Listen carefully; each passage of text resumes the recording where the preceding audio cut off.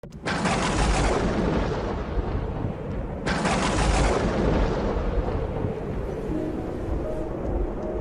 ce temps-là, Hérode avait donné l'ordre d'arrêter Jean le Baptiste et de l'enchaîner dans la prison à cause d'Hérodiade, la femme de son frère Philippe, que lui-même avait prise pour épouse.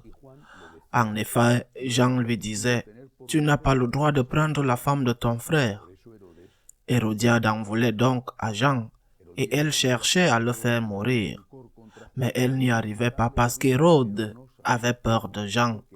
Il savait que c'était un homme juste et saint, et il le protégeait. Quand il l'avait entendu, il était très embarrassé. Cependant, il l'écoutait avec plaisir. Or, une occasion favorable se présenta quand le jour de son anniversaire, Hérode fit un dîner pour ses dignitaires, pour les chefs de l'armée et pour les notables de la Galilée.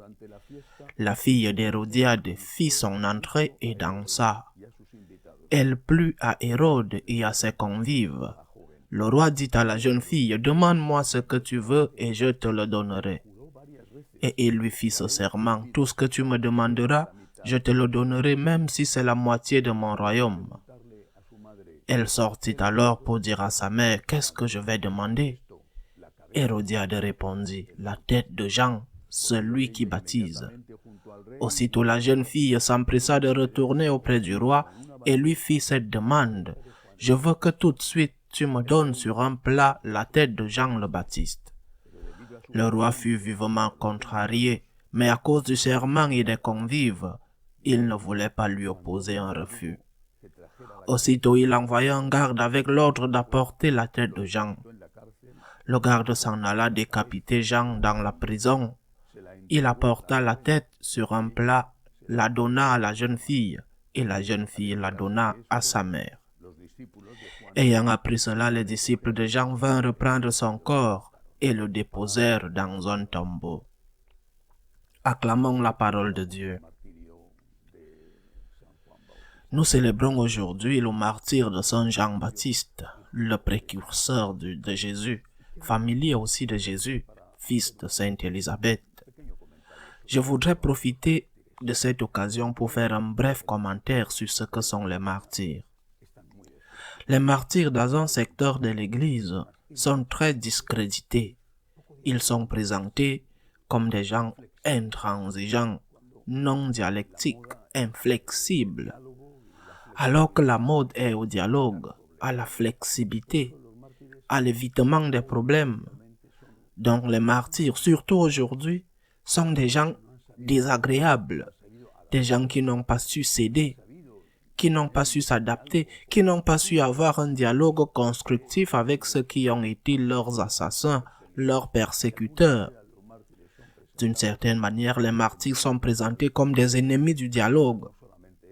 Et en plus, non seulement cela, mais on dit qu'ils sont morts.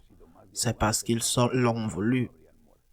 S'ils avaient été plus souples et plus ouverts au dialogue, ils ne seraient pas morts. Les martyrs ont toujours été des personnes amoureuses. C'est la première chose et la plus importante. Des personnes amoureuses depuis Saint Jean-Baptiste, bien sûr notre Seigneur, le grand martyr, et il était très inflexible, effectivement, avec le péché. Depuis Jean-Baptiste, continuant par Saint Étienne, le premier martyr, le diacre, et en passant par les autres, les apôtres, les martyrs de la Rome de Néron ou de Dioclétien, les martyrs de tant de périodes de l'histoire.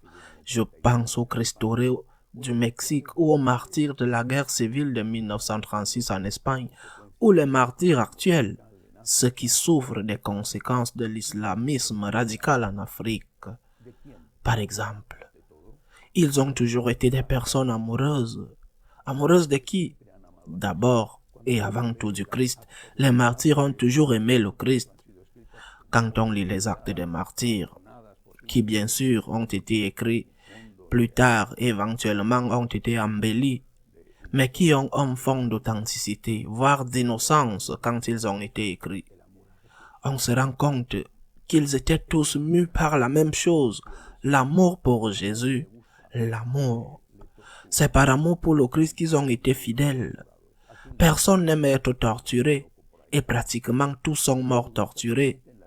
Qui aime souffrir?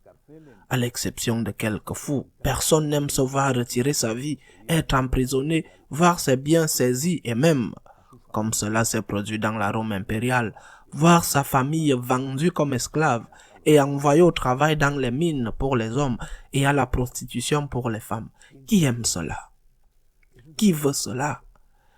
C'est un destin horrible. Les martyrs qui étaient amoureux du Christ et pour le Christ ont affronté tout ce qui leur est tombé dessus. Mais les martyrs aimaient aussi les hommes. Ils aimaient par exemple leurs persécuteurs.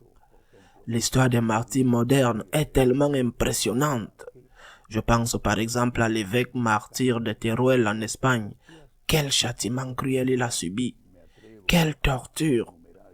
Je n'ose pas énumérer dans une homélie ces tortures parce qu'elles sont désagréables et vulgaires.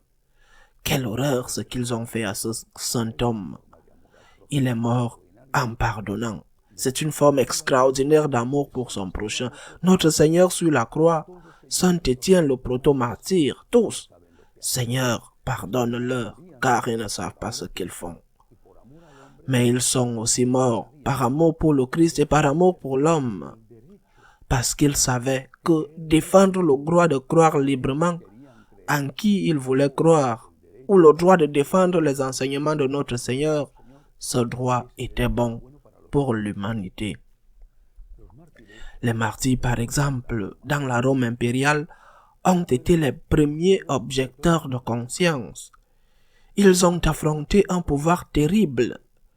Il suffit de voir ce que sont aujourd'hui les ruines de Rome pour imaginer ce qu'était Rome à cette époque. Quel spectacle de grandeur! Même aujourd'hui, ces monuments en ruines surprennent. Comment cela devait être alors, avec tant de marbre, tant d'or, tant de luxe. Et ces peu d'hommes, ces femmes ont osé dire non. Nous n'allons pas adorer l'empereur, nous n'allons pas le faire. Nous sommes de bons citoyens, nous voulons être de bons citoyens, prêts à payer nos impôts, à ne pas faire d'histoire avec qui que ce soit, à faire du bien à tout le monde. Nous n'allons pas le faire. Nous n'allons pas vénérer l'empereur. Ce sont les premiers objecteurs de conscience. Ils ont affronté un gouvernement despotique et tyrannique avec toutes les ressources que ce gouvernement avait pour les soumettre. Ils ont dit non. Et ils nous ont gagnés tous, pas seulement les chrétiens. Ils nous ont gagnés tous le sens de la liberté et de la dignité de la personne. Ces martyrs de Néron brûlaient vivants pour orner ses jardins. Ils allumaient la liberté en Europe. Ils démontraient qu'on pouvait aimer Dieu et les hommes au point d'offrir sa propre vie. Ils se battaient pour une cause et pour une causante. Le causant était le Christ et la cause était la liberté. Mais en plus, leur amour pour le Seigneur signifiait qu'ils défendaient aussi des valeurs et des principes dont nous continuons à bénéficier aujourd'hui et pas seulement les catholiques. En cette époque, Saint Jean-Baptiste a dit au roi, le roi puissant, qui avait le pouvoir de commander, de tuer, et il a tué. Il a dit, l'adultère ne peut pas être accepté. On ne peut pas l'accepter, c'est un péché. Il a simplement dit cela. Vous êtes dans le péché, on ne peut pas l'accepter. Elle, la femme adultère, a convaincu son mari avec le stratagème de la danse de sa fille, à son mari l'adultère afin qu'il tue Jean. Mais grâce à cela, l'adultère est encore considéré comme quelque chose de mauvais, encore considéré comme quelque chose qui offense la dignité, que ce soit elle qui soit trompée ou lui qui soit trompé. Si Saint Jean avait été docile, dialoguant, tolérant, s'il avait regardé ailleurs, il aurait parlé des beautés de la patrie céleste, mais il ne serait pas entré dans les vrais problèmes. Il aurait vécu beaucoup plus d'années et peut-être même qu'on lui aurait donné une position à la cour, il aurait été nommé Il venait d'une famille sacerdotale. Son père était un prêtre du temple de Jérusalem. Peut-être même qu'il aurait été nommé grand prêtre. Une personne pieuse, docile, une personne qui se soumet, une personne qui s'oriente toujours très bien vers le soleil qui chauffe le plus et qui aujourd'hui dit A, demain dit B.